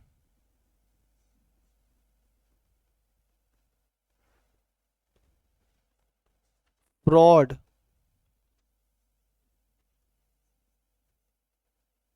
mistakes. Consent is not said to be free when it is caused due to coercion, undue influence, misrepresentation, fraud और mistakes. ठीक है, अब यहाँ पे ऐसा एक bracket लगा करके लिखना, to be covered in detail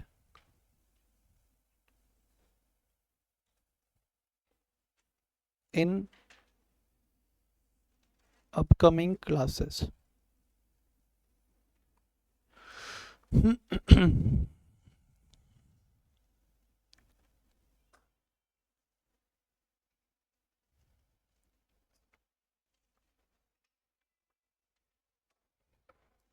ठीक है, नेक्स्ट। तो कितने एलिमेंट्स हो गए अभी तक? 4। पहला, there must be at least 2 or more parties to enter into a valid contract. दूसरा, parties must have valid capacity to enter into the contract. तीसरा, lawful object and lawful consideration. चौथा, there must be free consent. free consent का मतलब अभी के लिए क्या बताया, parties to the contract should not be forced. ठीक है, they should not be forced to enter into the contract. They should not be manipulated at the time of entering into the contract. इतना समझो अभी के लिए. वो लोग freely decide करना चाहिए using their own skills analysis whether they should enter into the contract or not. Clear है? अब next point देखिए. There must be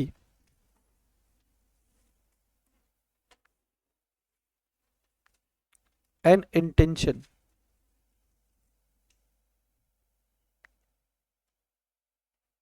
to create. Next element है, there must be an intention. Fifth element, there must be an intention to create legal relations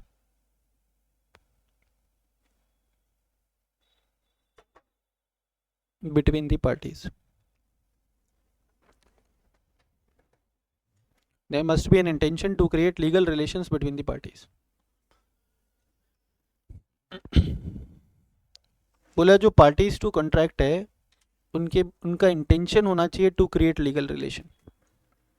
parties to contract है उनका intention होना चाहिए to create legal relation. अब sir अपन कैसे determine करेंगे कि intention to create legal relation है या नहीं है? नेक्स्ट क्वेश्चन क्या आता है, सर हम कैसे डिटरमाइन करेंगे intention to create legal relation है या नहीं है? तो अभी समझना यहाँ पे, intention to create legal relation है या नहीं है वो डिपेंड करता है सब्जेक्ट मैटर, वो सब डिपेंड करता है facts and circumstances of the case. वो लॉ में कहीं पे स्पेसिफिकली गिवन नहीं है. One have to use their mind, one have to use their mind to determine कि intention to create legal relation है इस केस में या नहीं है. फॉर एग्जाम्पल 5 अप्रैल 2025 को मैंने सभी बच्चों को इनवाइट किया evening 6 o'clock eight PVR Ajmer. मैंने बोला कि आज चलते यार अपन लोग बढ़िया मूवी देखेंगे, मूवी के बाद डिनर करेंगे और उसके बाद थोड़ी इधर उधर की बातें करके अपने अपने घर को चले जाएंगे. इनवाइट किसने किया? ठीक है, तो मैंने क्या किया, ऑफर दिया. You have accepted the offer. तुम सबने यस बोला. फटाफट से एक व्हाट्सएप ग्रुप बना और मैंने बोला कि व्हाट्सएप ग्रुप के अंदर सारे फर्दर डिटेल्स दिए जाएंगे. ठीक, जैसे मैंने ग्रुप बनाया सारे बच्चों ने ग्रुप ज्वाइन कर लिया. शाम को मैंने इनविटेशन दिया सबको. किसके लिए? मूवी प्लस डिनर प्लस गपशप, तीनों चीज़ होने वाली है. कितने बजे पहुंचना था? 6 बजे. सारे बच्चे रेडी होकर के 6 बजे पहुंच गए. कहाँ? PVR. और मैं नहीं आया. बच्चे कॉल कर रहे मुझे, बच्चे ग्रुप में मैसेज डाल रहे. तुम लोग कैसे मैसेज डालते हो मालूम है? Question mark question mark question mark question mark question mark. कोई रिप्लाई नहीं आ रहा है. तुम लोग फ़ोन कर रहे हो, कोई फ़ोन नहीं उठाया जा रहा है तुम्हारा. तो 6 से 6:30 हुआ, 6:30 से 7 हुआ, 7 से 7:30, 8, 9, 9:30 तक तुम लोग लगातार फ़ोन करते रहे. 9:30 बजे मैंने तुम्हारा फ़ोन पिक किया और मैं तुमको बोला कि क्यों परेशान कर रहे हो मुझे बार बार फ़ोन या मैसेजेस करके. तुम बोलते हो कि लेकिन सर वो तो आपने ही हमें इनवाइट किया था, हमने तो घर पे खाने का मना कर दिया है और हम पैसे भी नहीं लेकर के आए. आपने बोला था तभी आए हम लोग, ऐसे कैसे कर सकते हो आप? मैंने बोला मुझे परेशान करने की ज़रूरत नहीं है, अपने अपने घर को भाग जाओ. तो एक बच्चा बहुत गुस्से में आता है, ताव में आता है और मुझे फ़ोन पे बोलता है कि तेरे को तो मैं कल कोर्ट में देख लूँगा. कहाँ पे देख लूँगा? कोर्ट में. नेक्स्ट डे बच्चा क्लास में मिल जाता है. मैंने पूछा कि तू तो कोर्ट में देखने वाला था. बच्चा बोलता है कि भाई क्लास अटेंड करके मैं सीधा कहाँ जाने वाला हूँ? Court. I am going to file a case against you. आपने हमारा समय खराब किया है, हमारा समय खराब किया, हमारा इतना इंपॉर्टेंट टाइम है हमारा. आपने हमारे फीलिंग्स सेंटिमेंट्स को हर्ट किया है. Will file a case against you. आपने कॉन्ट्रैक्ट ब्रीच किया है, आपने कॉन्ट्रैक्ट ब्रीच किया है. तो whether that student can file a case. तो यहाँ पे आपको चेक करना पड़ेगा कि सर ने जब ऐसा इनविटेशन दिया था whether there was an intention to create legal relations or not.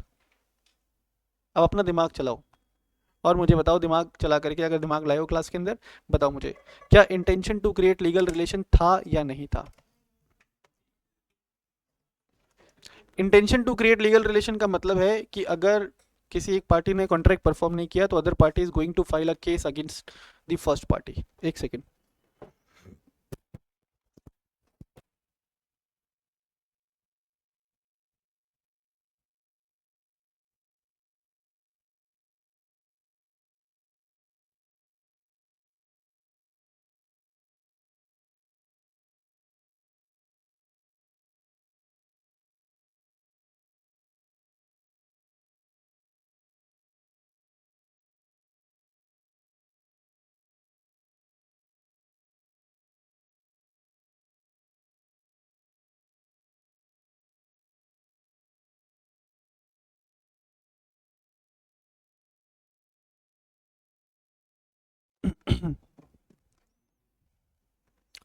ठीक है, तो intention to create legal relation है या नहीं है वो डिपेंड करता है किसके ऊपर?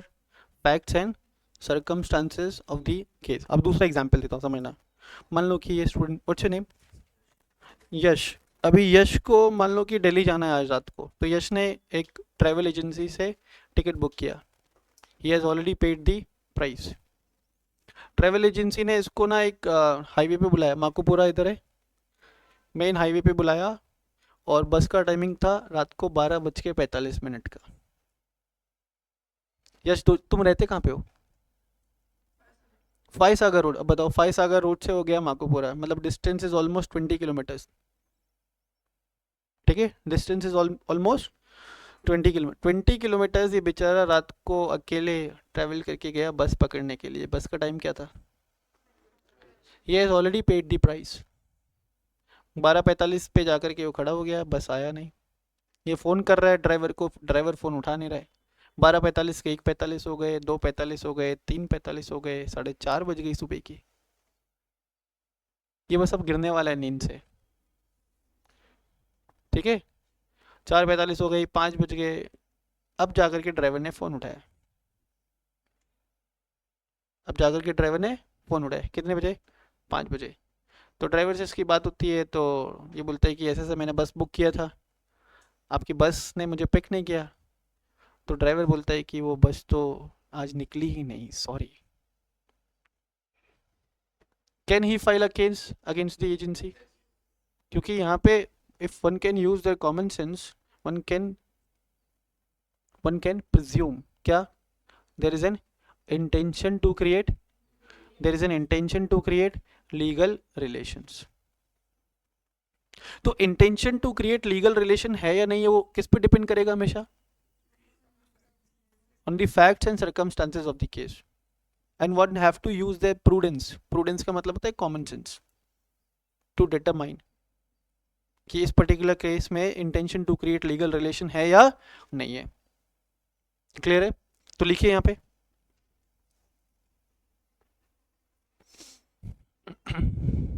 Write down.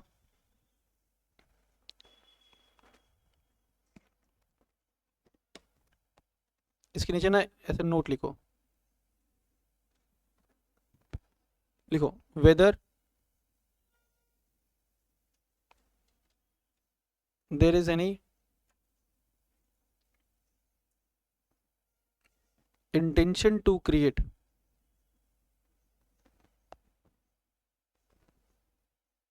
legal relations or not, whether there is any intention to create legal relations or not,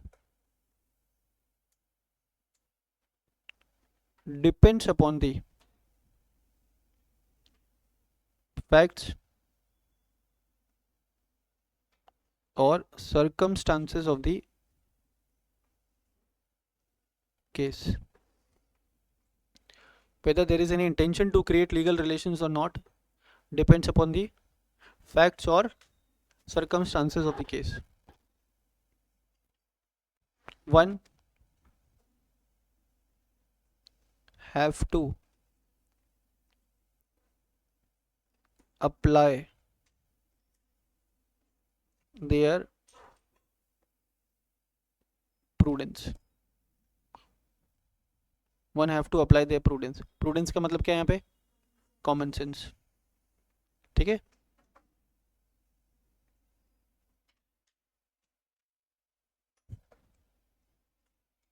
one have to apply their prudence. Prudence का मतलब यहाँ पे कॉमन सेंस।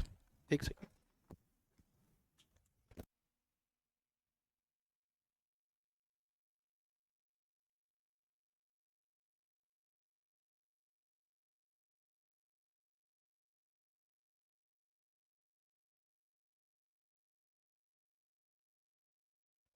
ठीक है। One have to apply their prudence. Next लिखिए, तो ये वाला एलिमेंट हो जाता है खत्म। नेक्स्ट एलिमेंट राइट डाउन, देखो all the legal formalities,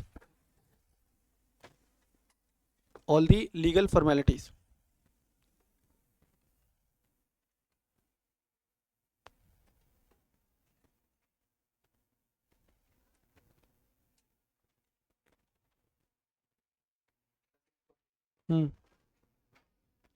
related to the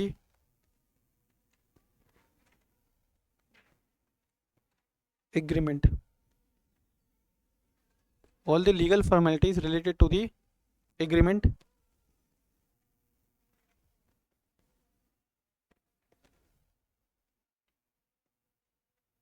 must be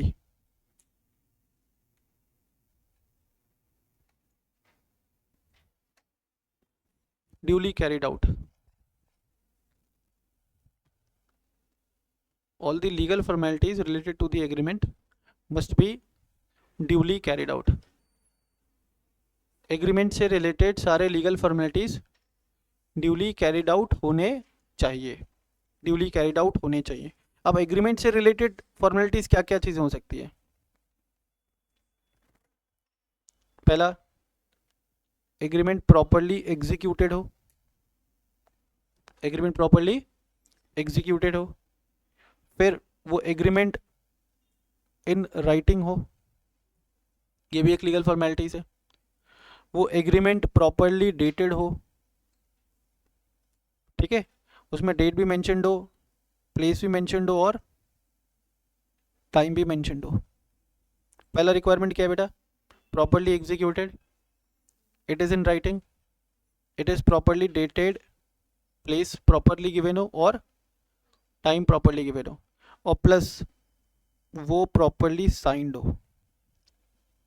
it must be properly signed by both the parties to the contract.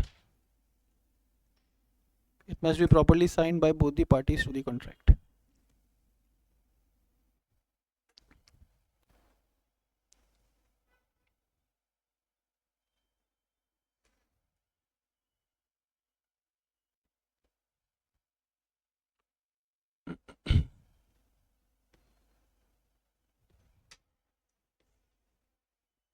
तो ये सारी चीजें हैं।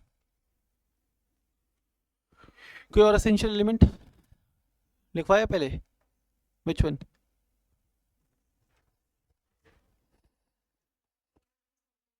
अच्छा हाँ,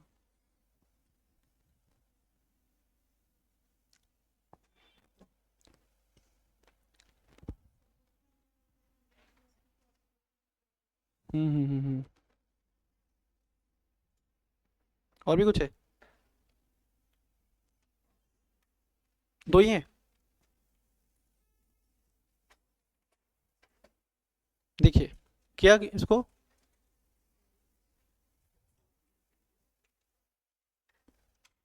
डन। चलो आगे आओ, नेक्स्ट एलिमेंट देखिए, लिखिए next element, there must B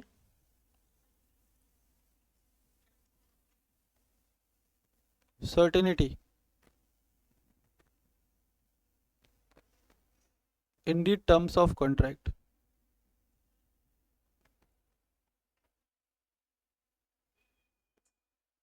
There must be certainty in the terms of contract. या मैं ऐसा बोल लूँ कि जो टर्म्स ऑफ कॉन्ट्रैक्ट है वो सर्टेन होना चाहिए। Terms of contract must be certain.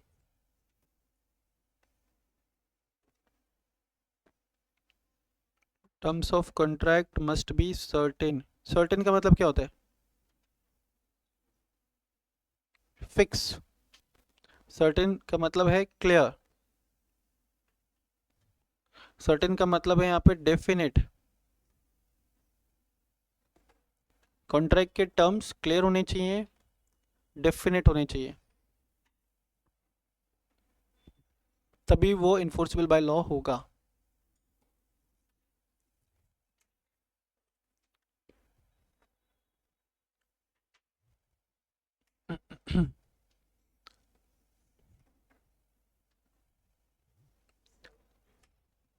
There must be certainty in the terms of contract. देखो for example, I am making an offer to sell this phone for a price between 10,000 to 15,000।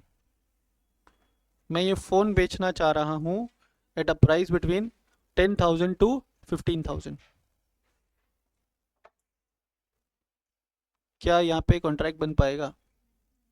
Question आना चाहिए दिमाग के अंदर कि price 10,000 है या 10,500 है, 10,500 है या 11,000 है, 11,000 है या 13,000 है।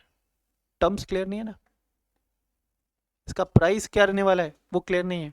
अब दूसरा ऑफर सुनो, I want to sell this phone for ₹15,000। I want to sell this phone for ₹15,000। दूसरे केस में क्या है, ऑफरी को मालूम है कि एग्जैक्टली क्या टर्म्स है कॉन्ट्रैक्ट के। बात समझ में आ रही है क्या? फिर तीसरा सुनो, I want to sell this phone for ₹15,000 in cash. I want to sell this phone for ₹15,000 in cash.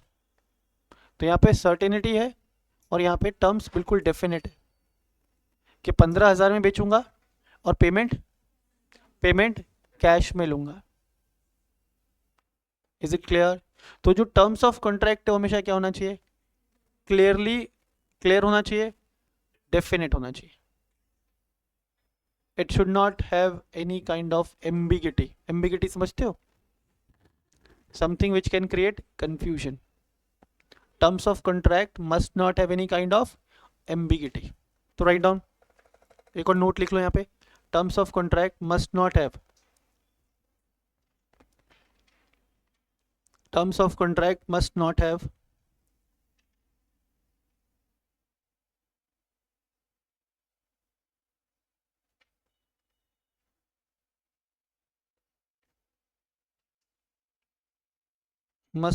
have any kind of ambiguity। ambiguity का मतलब क्या होता है? something which can create confusion, है ना? या मैं बोल सकता हूँ बेटा lack of clarity।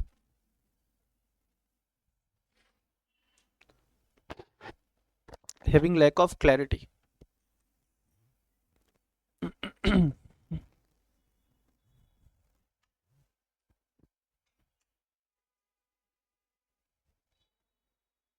ठीक है, चलो एक और एग्जाम्पल तो समझना। मान लो कि ये मिस्टर एक्स है,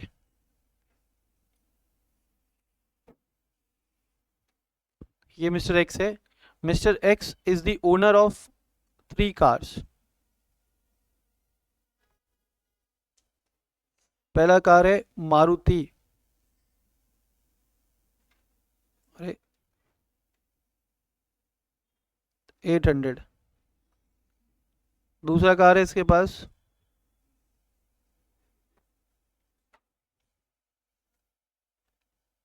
रोल्स रॉयस। तीसरा कार है इसके पास BMW। ठीक है, चौथा, अच्छा 3 ही कार था क्या, सॉरी ऐसा इमोशनल हो गया मैं। देखो भी 3 कार है, 800, रोल्स रॉयस और BMW। तो mister X made an offer to sell his car for rupees 2 lakhs. Mr. X made an offer to sell his car for rupees 2 lakhs to Mr. Y, and Mr. Y has accepted the offer. और next day mister Y अपनी पूरी family लेकर के car लेने आ जाता है, car की keys लेने के लिए आ जाता है, ठीक है।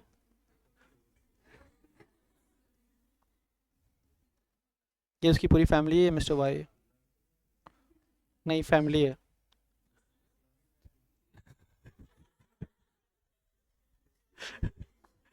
ऐसे पागल है क्या? नॉनसेंस।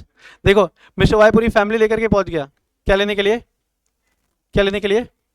कार लेने के लिए। देखिए यहाँ पे, अब ये 2 लाख रुपए देता है एक्स को और बोलता है कि कार की चाबी दे दो। एक्स ने उसको मारुति 800 की चाबी दे दी। वाई बोलता है कि आपने शायद मुझे गलत चाबी दी है, आपको चाबी किसकी देनी थी? रोल्स रॉयस की। एक्स बोलता है कि नहीं, शायद आपने गलत समझा है। 2 लाख में तो क्या आएगा? 2 लाख में तो क्या आएगा? 800 ही आएगा। तो वाई बोलता है कि नहीं, मैं 2 लाख रुपए में क्या लेने के लिए आया था? Rolls Royce. एक्स बोलता है कि 2 लाख रुपए में तो रोल्स रॉयस का लाइट भी नहीं आएगा। तो देखो यहाँ पे ऑफर हुआ था, ऑफर किसने किया था?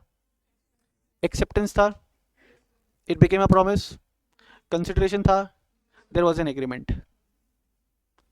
वाई को आया गुस्सा, वाई बोलता है कि मैं इतनी बड़ी फैमिली को मारुति 800 में कैसे लेके जाऊंगा,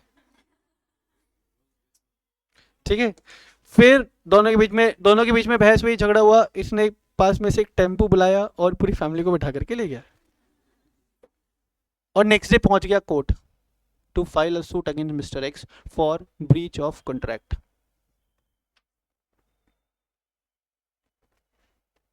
वाई पहुंच गया कहां पे?